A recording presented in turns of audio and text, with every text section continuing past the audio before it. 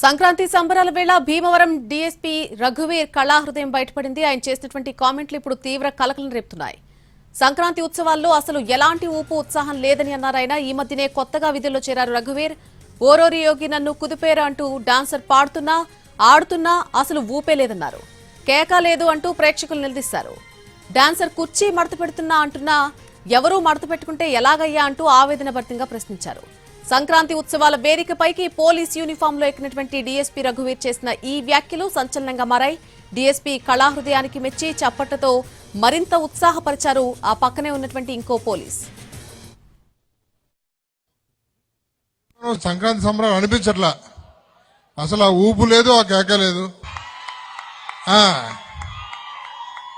అలా ఉంటే బాగుంటది, కానీ ఏదో ఓరోరి యోగి కుదిపోయారు అంటుంటే కూడా ఎవరు కుదిపోకపోతే ఎట్లాగా, ఆమె కుర్చీ మడత పెడుతుంటే కూడా ఎవరు మడత పెట్టకపోతే ఎట్లాగా.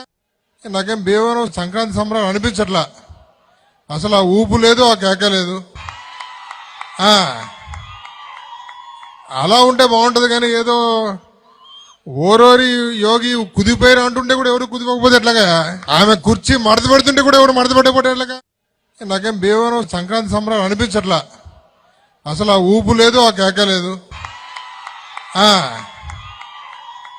అలా ఉంటే బాగుంటది, కానీ ఏదో ఓరోరి యోగి కుదిపోయారు అంటుంటే కూడా ఎవరు కుదిపోకపోతే ఎట్లాగా, ఆమె కుర్చీ మడత పెడుతుంటే కూడా ఎవరు మడత పెట్టకపోతే ఎట్లాగా.